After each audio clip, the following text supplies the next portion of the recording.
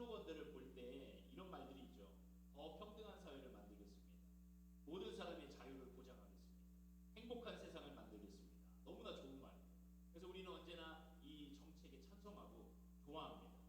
그런데 우리가 이 찬성한 법들을 시간이 지나고 또 자세히 들여다보면 그 안에 우리가 미처 몰랐던 세부 조항들이 있다는 것을 발견하게 되는 거예요. 겉으로는 좋아 보이고 슬로건이 멋있어 보이지만 시간이 지나면 실제로는 이것이 평등하고 행복한 자유를 주는 것이 아니라 사람을 억압하고 결국 차별을 더 만들고 빼앗고 고통을 주는 그런 법안들로 되는 이런 경우가 얼마나 많은지 몰라요. 그래서 세부 조항들에 보면은 뭐라고 하죠? 특별히 독소 조항이 있어요. 겉으로는 좋아 보이지만 그 안에 하나님이 기뻐하시지 않고 사람을 억죄하고 옥죄는 그런 독소 조항들이 항상 있다는 것을 우리는 염두해야 된다는 것이죠. 사단의 유혹도 마찬가지예요. 에덴 동산에서 뱀이 하와를 유혹할 때 어떻게 했습니까? 어떻게 했습니까? 창세기 3장 5절에 너희가 그것을 먹는 날에는 너희 눈이 밝아져 하나님과 같이 되어라고 했어요. 여러분 얼마나 매력적인 제안입니까? 하나님처럼 된다. 하나님처럼 된다고 하면 이보다 더 좋은 게 어디 있어요? 그러나 이 말 속에는 치명적인 독소, 속임수가 있는 것이죠. 자, 눈이 밝아짐으로 하나님같이 된다? 결국 이들에게 눈이 밝아짐으로 얻은 것은 뭐예요? 서로 부끄러운 모습만 보게 된 거예요. 눈이 밝아져서 더 좋은 것을 본 게 아니라 서로 부끄러운 모습, 서로 판단하는 정죄의 그런 모습들만이 우리에게 드러나게 된 것입니다. 여러분 사탄은 하나님으로 만들어줄 능력이 없습니다. 약속도 할 수 없어요. 피조물을 창조물로 창조자로 만들 수 있는 능력이 없다는 거예요. 근데 왜 하나님과 같이 된다고 했을까요?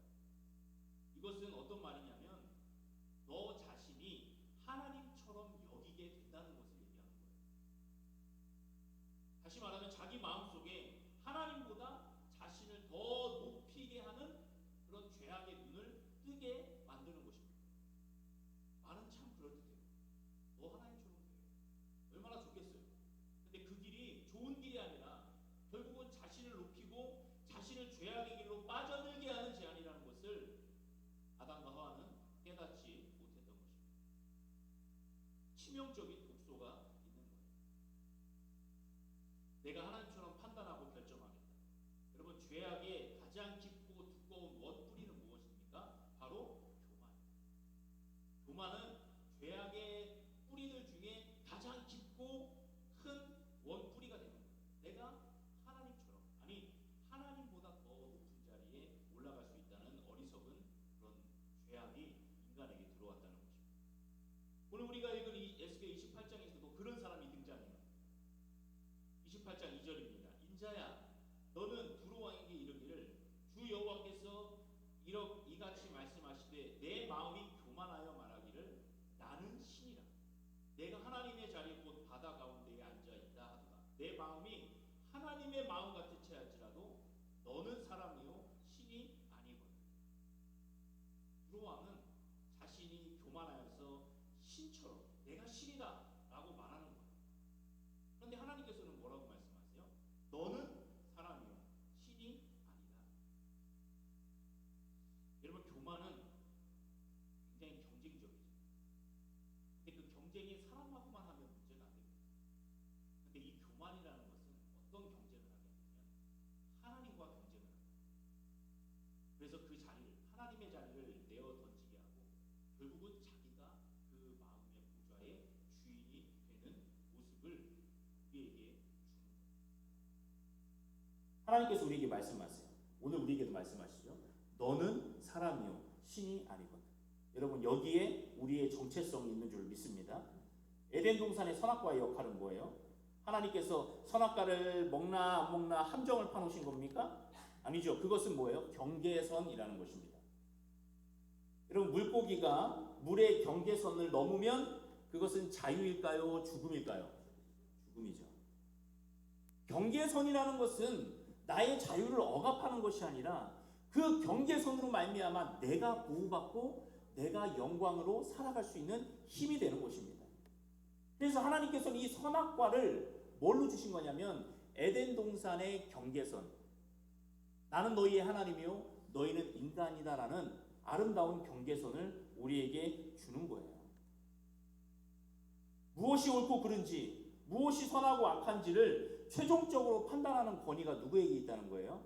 하나님께만 있다는 것을 말씀하는 것입니다. 그런데 사단은 그 경계선을 허물라고 얘기하는 거예요. 야, 너 그 경계선 필요 없어. 허물고 네가 하나님처럼 되면 돼. 하나님처럼 살 수 있고 선과 악을 네가 결정하고 너 인생의 주인이 너가 되는 거야 라는 것을 가르쳐 주는데요. 그 가르침은 뭐예요? 죽음의 가르침이라는 것을 말씀하고 있는 것입니다. 사랑하는 성도 여러분, 가장 행복한 자리는 어디예요? 나는 사람입니다 라고 고백하는 그 자리가 가장 행복한 자리인 줄 믿습니다. 하나님 아래에서 하나님을 의지하는 사람으로서 살아가는 그 겸손이 우리에게는 복이 되는 줄을 믿습니다. 오늘 역사 속에서 보니까요, 이 두로 왕의 교만이 에덴 동산의 교만과 똑같아요. 나는 신이요 라고 자기가 이야기하는 거예요. 근데 이 교만, 이 죄악의 앞에 누가 우리에게 찾아오셨죠? 예수님이 우리에게 찾아오셨어요. 첫 번째 아담은 실패했지만 두 번째 아담이신 예수님께서는 우리에게 어떤 모습으로 오셨어요? 인간의 모습으로, 죄악을 뒤집어 쓰신 모습으로 우리에게 찾아오셨다는 거예요. 마가복음 10장 45절에 인자가 온 것은 섬김을 받으려 함이 아니라 도리어 섬기려 하고 자기 목숨을 많은 사람의 대속물로 주려 함이니라. 빌립보서 2장 6절부터 8절입니다. 그는 근본 하나님의 본체시나 하나님과 동등됨을 취할 것으로 여기지 아니하시고 오히려 자기를 비워 종의 형체를 가지사 사람들과 같이 되셨고 사람의 모양으로 나타나사 자기를 낮추시고 죽기까지 어떻게 하셨어요? 복종하셨어요. 하나님의 본체이시면서도 기꺼이 사람이 되심으로 순종하시고 우리를 죄악의 늪에서 건져 올리셨어요. 예수님께서는 죄와 정확히 반대로 행하셨어요.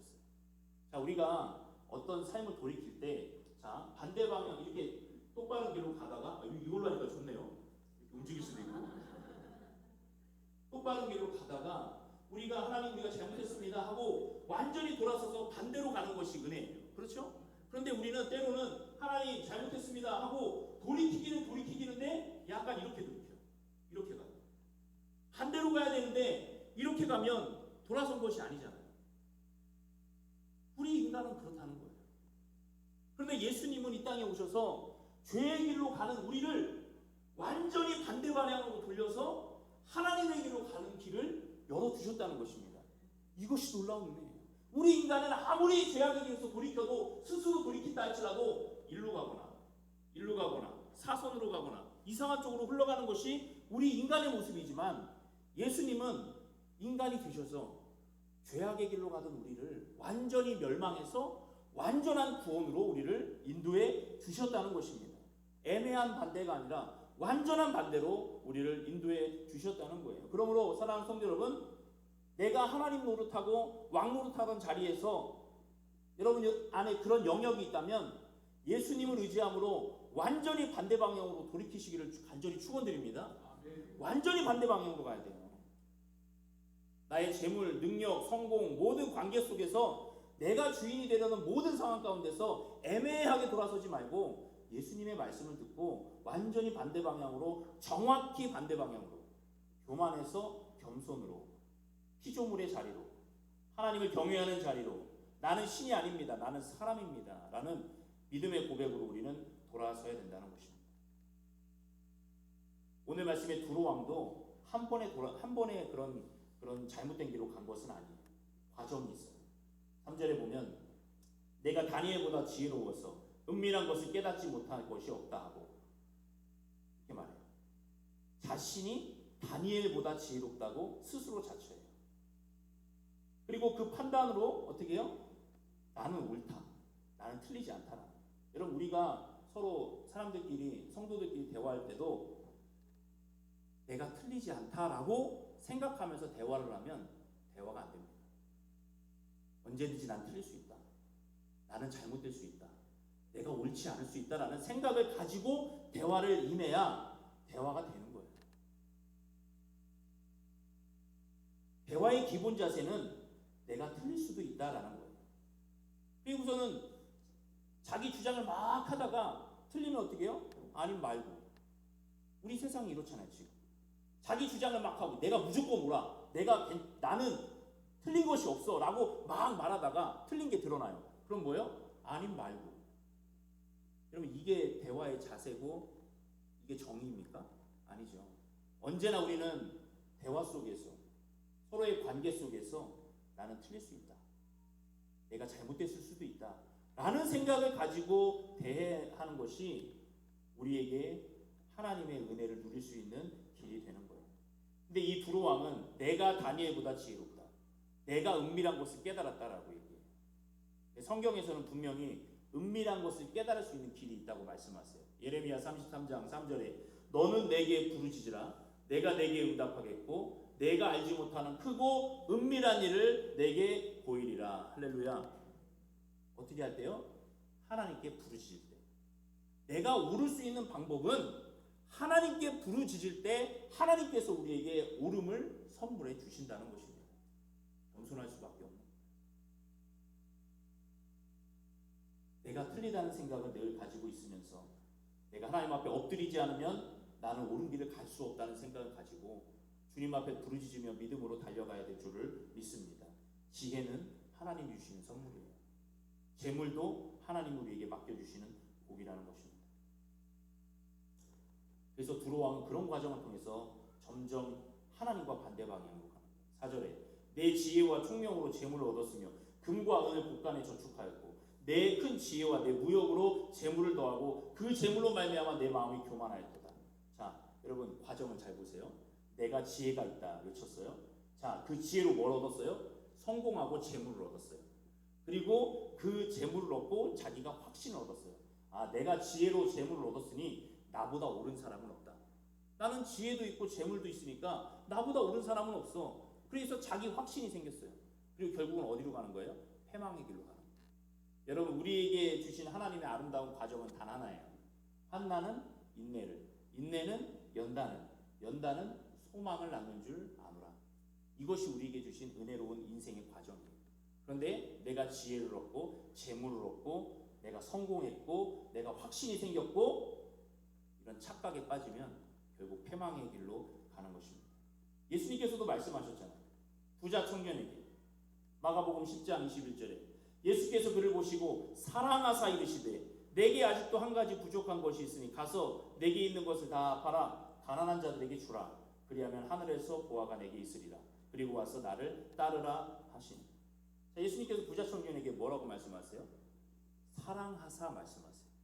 그 부자 청년을 사랑의 눈으로 바라보시면서 조언을 해주시고 충고의 말씀을 해주시는데 너에게 한 가지 부족한 것이 있으니 너가 율법을 다 지키고 어렸을 때부터 하나님의 말씀대로 율법대로 살아왔지만 한 가지 부족한 것이 있다. 너의 가지고 있는 재물을 다 팔아서 가난한 자들에게 나눠주고 나를 따르라 말씀하시는 거예요. 그게 뭐예요? 그 부자 청년이 돈이 많아서 예수님을 따른다는 그 단순한 얘기가 아니에요. 예수님보다, 하나님보다, 영생보다 뭐가 높이 있는 거예요? 자기의 재물이 높이 있는 거예요. 그는 생각했을 거예요. 돈은 나에게 한 번도 거짓말을 한 적이 없지만 예수님은 나에게 거짓말을 할 수도 있어 라고 생각했을 거예요. 왜냐하면 돈으로 자기 확신을 삼았거든요. 내가 돈이 있으니까 범죄하지도 않았고 내가 돈이 있으니까 아쉬운 소리도 안 했고 내가 돈이 있으니까 율법도 잘 지킬 수 있는 과정이 있었지. 내가 돈이 없었으면 이거 다 못했을 텐데 율법도 제대로 못 지켰을 텐데.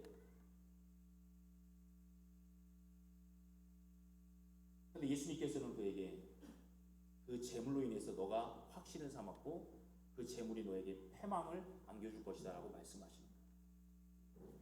사랑하는 성도 여러분, 주님께서는 언제나 우리에게 사랑으로 말씀하시는 줄을 믿습니다.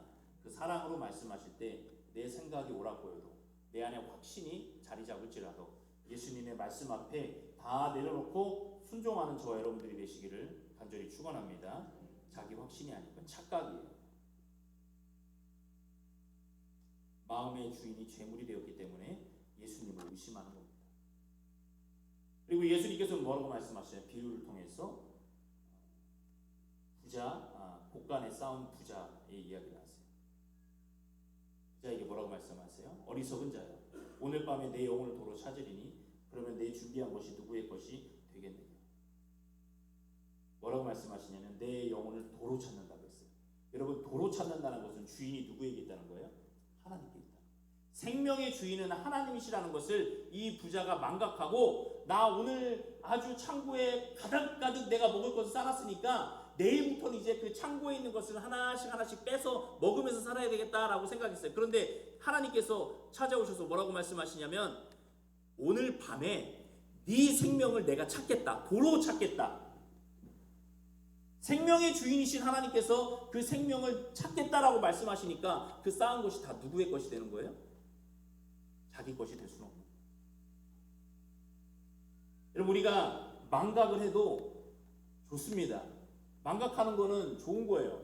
여러분들이 망각을 잘 하기 때문에 제가 이 자리에 설교도 하는 거 아닙니까? 목사님 저번 주에 했던 설교 또 하시네요? 이렇게 생각하지 않으시잖아요. 몇 가지가 반복돼도 새로운 마음으로 들으시는 줄 믿습니다. 우리 어린 친구들도 보니까 자꾸 뭘 잊어먹어요. 저 나이 때 잊어먹을 수 있나? 어제도 보니까 핸드폰을 잊어먹었다고 막 찾더라고요. 야, 우리 친구들 주님을 그렇게 찾으면 좋겠어요. 주님 어디 계십니까? 찾았으면 좋겠어요. 예. 우리 친구들도 망각해요. 내가 핸드폰을 어디다 뒀지? 정신없이 수영하고 놀다 보니까 핸드폰이 어디 갔는지 모르는 거예요. 망각이에요. 근데 우리 친구들 잘 들으세요. 예수님만 안 잊어버리면 돼요. 할렐루야. 민지 아멘 해봐. 아멘. 그렇지. 우리 민지가 어제 춤을 추는데 엄청 잘 춰. 내 안에 부어주소서. 그 영상에 나오는 걸 봐야 되는데. 다 잊어도 좋습니다. 그런데 생명의 주인이신 하나님을 잊으면 안 돼요. 그러니까 이 어리석은 부자가 자기가 생명이 하나님께 있음을 잊어버리니까 자기 자아도취에 빠져서 생명의 주인이신 하나님을 망각한 거예요. 그러니까 하나님이 내 생명을 도로 찾으리니 라고 말하는 그 앞에 무너질 수밖에 없는 것입니다. 우리는 예수 그리스도의 겸손을 배워야 될 줄을 믿습니다. 9절에 보면 내가 너를 죽이는 자 앞에서도 내가 하나님이라고 말하겠느냐. 너를 치는 자들 앞에서 사람일 뿐이요 신이 아니라. 두 가지를 말씀드릴게요. 내가 스스로 낮아지면 놀라운 은혜고 복이지만 하나님이 강제로 낮추시면 그것은 비참한 겁니다. 어떤 길을 선택하시겠어요? 내가 하나님의 은혜를 발견하고 스스로 낮아지는 축복을 받으시기를 바랍니다. 스스로 낮추면 돼요. 그러나 하나님께서 참으시다가 강제로 낮추실 때는 그때는 방법이 없습니다. 하나님께서 드러내 주시는 거. 너는 인간일 뿐이야. 인간일 뿐이야. 여러분, 이게 좋겠어요? 그게 아니라 하나님, 저는 인간입니다 라고 고백하는 것이 훨씬 더 은혜로운 것인 줄 믿습니다. 여러분, 우리의 호흡조차 다 하나님께 지금 빌려 쓰는 거예요. 여러분, 우리가 뭐가 재주가 있어서 우리 숨 쉬는 거, 여보 코만 막으면 죽는 것이 우리 인생이에요. 힘이 없어요. 나는 인간입니다 라고 고백하는 우리의 은혜, 우리의 삶에 은혜가 있기를 바랍니다. 여러분, 두로왕은 처음부터 그런 게 아니었어요. 12절에 인자야 두로왕을 위하여 슬픈 노래를 지어 그에게 이르기를 주 여호와의 말씀에 너는 완전한 도장이었고 지혜가 충족하며 온전히 아름다웠도다. 자, 지금 하나님께서 안타까워하시는 게 뭐예요? 두로가 처음부터 타락한 나라가 아니었다는 거예요. 하나님께서 그 나라를 창조해 주실 때, 그리고 그의 백성들이 하나님 앞에 순종할 때는 누구도 범접할 수 없는 아주 강한 나라가 됐고 무역도 잘하고 많은 것들을 누릴 수 있는 나라가 되었다는 거예요. 그런데 그 안에 이것은 하나님이 주신 것이 아니라 우리가 노력해서 얻은 것이라는 교만이 싹트기 시작할 때 그 모든 축복이 저주가 되었다는 것입니다. 하나님께서는 언제나 우리에게 이용할 것들을 날마다 주시는 줄을 믿습니다. 그것을 은혜로 받아요. 우리에게 주신 많은 것들은 다 하나님께서 우리의 필요를 따라서 우리를 아름답게 해주시는 거예요. 근데 거기서 우리가 욕심을 부리는 순간, 교만의 자리로 나가는 순간 우리는 어떻게 돼요? 모든 것을 잃게 되는 거예요. 여러분, 황금알을 낳는 거위 이야기 아시죠? 농부가 매일 아침 황금알을 하나씩 얻었어요. 누구에 의해서? 황금알을 낳는 거위에 의해서. 시간이 흐르자 그 황금알을 낳는 거위를 가지고 있었지만 마음속에 감사보다는 욕심이 자리 잡았어요. 하루에 황금 하나씩 얻는 것보다 그 거위 뱃속에 있는 황금이 엄청 많은데 그것을 내가 한 번에 차지해야 되겠다 하는 마음으로 거위의 배를 어떻게 했어요? 갈랐어요. 황금이 있을까요? 없을까요? 잘 모르시는 것 같아요. 황금이 없을까요? 없을까요? 그렇죠. 잘하시네. 없습니다. 뱃속에는 아무것도 없어요. 여기서 우리가 얻는 교훈은 무엇입니까? 황금 알보다 중요한 것은 뭐예요? 황금 알을 주시는 분이 중요하다는 거예요. 우리가 이것을 망각하면 안 되는 거예요. 황금 알도 중요하죠. 황금 알도 우리에게 필요하죠. 그러나 우리에게 더 근본적으로 필요한 것은 황금 알을 주시는 하나님이시라는 겁니다. 이것이 우리에게 가장 중요하다는 거예요. 선물보다 선물을 주시는 하나님께서 우리의 생명이 되시기 때문에 오늘도 우리에게 일용할 것들을 다 주시는 하나님의 은혜를 우리가 날마다 누리는 삶이 가장 복된 삶이라는 것을 믿으시기를 바랍니다. 우리의 물질도, 자녀도, 직분도, 우리의 모든 삶의 성공도 하나님이 맡겨주시는 황금알이에요. 너무나 감사하고 좋은 것들이에요. 여러분 욕심 부리지 않아도, 내가 교만해지지 않아도 하나님께서는 언제나 충분히 우리에게 주십니다. 누릴 수 있게 해주십니다. 그리고 우리를 보호하십니다. 우리가 재물을 우상 삼고 세상을 우상 삼으면 무너지게 되는 거예요. 마지막으로 이렇게 두로는 하나님의 심판을 받게 되는데요. 19절에 만민 중에 너를 아는 자가 너로 말미암아 다 놀랄 것이며 내가 공포의 대상이 되고 내가 영원히 다시 잊지 못하리로다 하셨다. 부러워함의 대상, 화려함을 동경했던 그 두로라는 나라가 하루아침에 야 거기 쳐다보지도 마. 거기 쳐다보지도 마. 두려운 존재가 되었어. 야 거기 손댔다가는 너 안 돼. 라고 말씀하시는 거예요. 처음에는 다 동경의 대상이었어요. 두로. 자 우리도 저 성을 갖고 싶다. 저 깎아지는 절벽을 누가 감히 침공하랴. 다들 부러워했어요. 저 해상무역을 통해서 얻는 그 재물들 너무나 부럽다. 다 동경했어요. 그런데 하루아침에 너 거기 쳐다보지도 마. 손대지도 마. 라고 말하는 두려움의 대상이 되어버렸어요. 이게 왜 그래요? 하나님을 버렸기 때문에. 우리가 연예인들을 잘 보면 하루아침에 스타덤에 올랐다가 며칠 만에 완전히 이 어떤 범죄자로 전락하기도 하고 막 그러잖아요. 롤러코스터를 타는 거예요. 그 롤러코스터를 인간은 견딜 수가 없어요. 그래서 잘못된 길로 빠지고 마약을 하고 심지어 자살까지 하고. 왜 그렇게 되는 거예요? 인생은 그 롤러코스터를 감당하지 못합니다. 그래서 하나님께서 그걸 아시고 일용할 것들을 주시고 우리에게 만족함을 주시고 하나님 한 분만으로 만족하라고 우리에게 지금도 말씀하시는 거예요. 여러분 인생의 롤러코스터 많이 경험해 보셨죠? 누구나 다르지 않습니다. 여러분 견딜 수 있어요? 못 견디잖아요. 우리에게는 하나님밖에 없습니다. 하나님만이 우리 인생의 롤러코스터를 붙잡으시고 하나님이 우리를 인도해 주시는 줄을 믿습니다. 그래서 우리는 결국은 뭐라고 고백하는 거예요? 하나님께서 여호와이신 줄을 우리가 알겠습니다.